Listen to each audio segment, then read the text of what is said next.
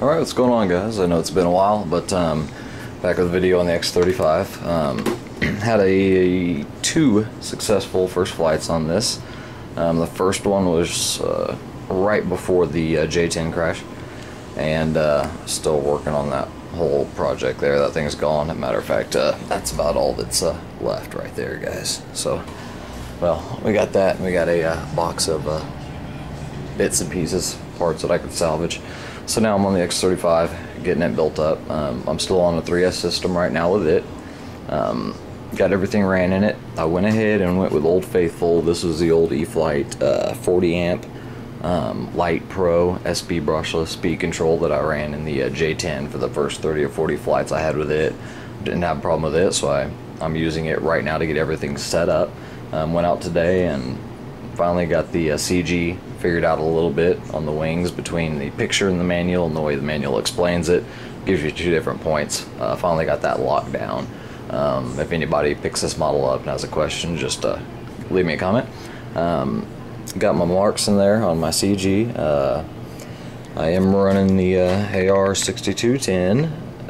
Worked out a little bit of telemetry with the antennas and the satellite on here to run a little bit better, kind of a 360 style setup. So kind of no matter which way I'm going, I'm guaranteed to have a signal.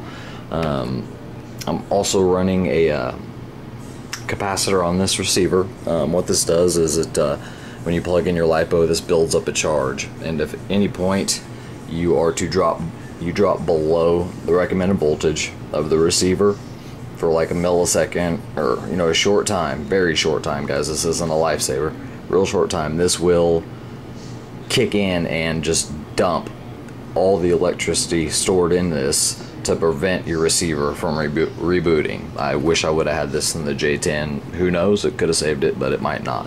But it doesn't hurt. They're real cheap at your hobby shop. About $6, I think. This one is a let's see here, make sure I tell you right. Yeah, this one is a 10 volt 4700 farad capacitor.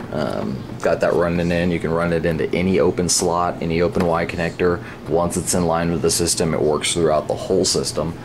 Just a little added protection. Got my LiPo in there. Like I said, I'm still 3S. I do have my, let's see here, I do have my 4S fan. It is ready to go. Motor is installed, bullets are installed, heat shrunk, balanced. I've spun it up already. This thing is ready to fly. This will push it well into the probably 120, 130 mile an hour range without a problem. But since I'm doing that, I noticed I didn't really like the hinges. Let me see if I can get my light on for you guys here. I didn't really like the hinges that were with this. They're just the basic EPO style hinges. Wasn't really happy with it, and actually noticed a little bit of a breakage starting. So what I did was I went ahead and removed the elevators, and I'm currently putting in what I consider probably the best EDF foam hinges you can get. And I try not to push brands, guys, but that's not the right one. But these things are awesome. Here we go. These are Radio South Pro hinges. All you do is you stick a needle halfway through, and anybody who's built balsas, nitros before will know this. Get rid of this light. You just stick a pin halfway through one of the hinges. This is what they look like here. And all you do is you just stick a pin right in the middle. You go ahead and use your X-Acto, very sharp, and you slice right in the middle, right in the middle. Now I've only got two in, and I'm actually going to have a third. I'm going to go very strong on these hinges. So I've got some laid out here. I'm going to do a third one here. And then I'm going to go over here, disconnect this one, pull the hinge tape off. I'm going to go ahead and cut this one completely off as well, smooth it out, and install the same system. 3 of the paper hinges on that one. I've got those 3 laid out as well and ready to go. So we're going to reinforce these. Unfortunately, I don't have enough of the hinges right now for the aileron, so I am thinking about using the Robart steel pin hinge points, and these will also help out a lot for Alpha. These are really good hinges. I just don't know with the angle if I'll be able to make it work. They do go 90 and beyond. Not that I'll ever need to go that high, but if I do. So gonna figure out whether or not I want to do paper or not paper, but the more of the paper line cloth hinges there with the CA, or if I want to do a hard hinge on the ailerons. Right now I'm not showing any wear breakage on the ailerons. I'm not too worried about it. But yeah, system worked out great. I did have to get a hold of the manufacturer and get a new fan sent out to me. The previous one was, something was really wrong with it, extremely unbalanced no matter how many times I tried to balance it.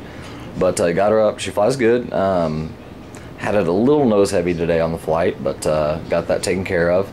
But like I said, when I was getting ready to take off for my third flight, I noticed just a little bit too much play in here when I fired it up and it started rolling.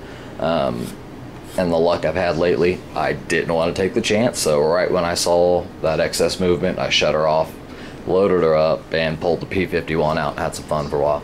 So as soon as I get those fixed up tomorrow, I'm going to go out. I left the battery in the exact same adjustment. I was a little, I believe, too far forward on the first flight. I noticed that when I went in for a hard bank, it seemed to pirouette the back of the plane around. And it was very, very nose heavy off the get-go. This is the, right there, if you can see here, if I back out, is the change in the elevator that I had to make just to get it level. It's not much, but it's more than I wanted off the bat.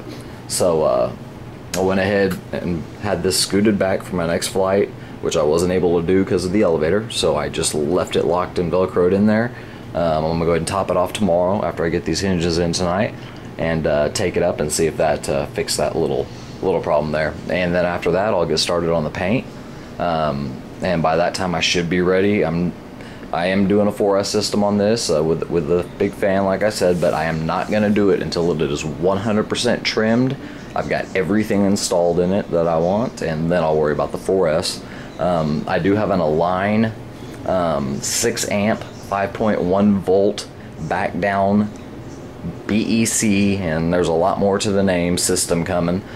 Basically, it's a system you put in between your LiPo and your receiver. It's a lot like a BEC, but it's not. It's a regulator and a BEC combined. I'm going to order probably one for every plane I have, and what it does is it allows you to hook an extra LiPo in. I'm going to be running, if I have it out here, and I don't think I do, a little 2-cell 7.4 volt LiPo that I'm going to be running just here off to the side. I'll figure out where I'm going to put it, that will connect into the BEC, and I'm going to do it from the battery to the receiver, and that way it knocks the whole system down and keeps it at a steady 5.1, not above, not below. That's what I'm going to have mine set for, at least. That way, since I am running digital metal gear servos in the back for the elevators, and I am running non-digital servos in the ailerons, I'm running 4.8 volts and 6 volts. So I want to be able to have an equal system all the way across. I think that was part of my problem in the J10 crash, was that the power dropped just a little below the receiver's threshold for a very short time, but short enough, or I guess you would say long enough, to cause the receiver to reboot. So I'm not going to take that chance again. That regulator is coming, so I'm going to leave it on a 3S setup.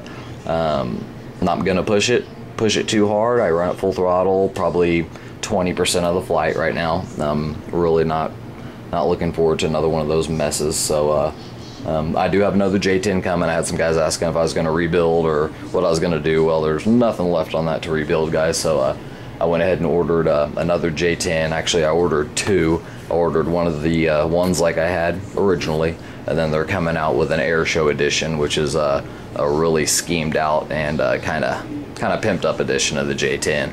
So I'll have both of those coming, and the first one's a kit, so that'll give me some time to do some work on a project. But make sure I went real nice with my wires here, guys. And if you notice right here, we got the little, your speed controls always come with a little Degas hoop. These are really good. Let me go over here to my parts bag for you guys and dig it out. Let's see here we go. Got enough stuff in here to build a couple planes. I picked up quite a few of these. These are made by JR. These are just your basic demagnetizing RF filters. This just keeps any signal from outside, or more importantly from inside on the wires, from interfering from your speed control, anything like that, with antennas or any type of signal. So wrapping these around wires that run a current through them, excellent idea. Wrapping these around servo wires that are over 1 foot to 1.5 feet long, excellent idea. And for example, guys, you'll notice from my receiver here that there's a wire that is embedded, and this will all be filled in. It is embedded, it goes underneath the wing, comes out under the wing, comes all the way across here into the servo bay. Now that's well over 1 foot long, well over 1.5 feet long. So inside here, I will take that out and wrap it inside the gauze hoop about 3 or 4 times, plug it back into the receiver, and I don't have to worry about connection problems between the servo wire being this long, this far out on the wing, possibly picking up an RF signal and causing a glitch in the system. So I'm really going to make this a, you know, Spectrum uses the word bulletproof all the time, and that is overkill on their part. They should not even know what that word means, I don't think. But I'm going to do my best on this one, guys, to make this a very safe and hopefully, you know, as close to the, I don't even want to use the word bulletproof, but a very safe plane and interference free and a voltage spot on. I don't want to have any problems regardless of what I do, whether it's 4S, 3S, what I do. I am going to go ahead with the 4S system. Go ahead and grab one of these for you guys. I am going to go ahead and run another Detrim. This is the same one I had in the J10 run in the 4S system, not the same one. I had a couple of these. This is a Detrim 80 amp, 100 amp burst, 2 to 6 LiPo speed control with a built-in BEC, but the BEC will be, I will cut that center wire there that runs to the receiver once my BEC regulators come in, my step-down voltage regulators. Once those are here, those will be, I'll cut all the wires on all my speed controls. I'm not going to trust the LiPo to run my entire plane anymore. I'm going to make sure I have a backup. So that's kind of where I'm at, guys, working on this. Got a lot of other stuff going on. I'm rebuilding the Corsair. Lots of little stuff. This is the that's the 4S fan, but I got the fan that was in this. I do think I can fix it up, so I'm going to try and do some work on it. But that's what's going on. Short update. Sorry I haven't been on posting videos in a while, but just staying busy and trying to figure out what I wanted to start on next. I'm waiting on the other 2 J10s to get here, and then I'm probably also going to get a F-16 started. I've wanted to do one of those for a long time, but it's going to be a little bit higher quality jet. So stay tuned, guys. I got a lot more coming. Getting back into it pretty good. Work's been keeping me busy, but I'll keep you guys posted. Thanks.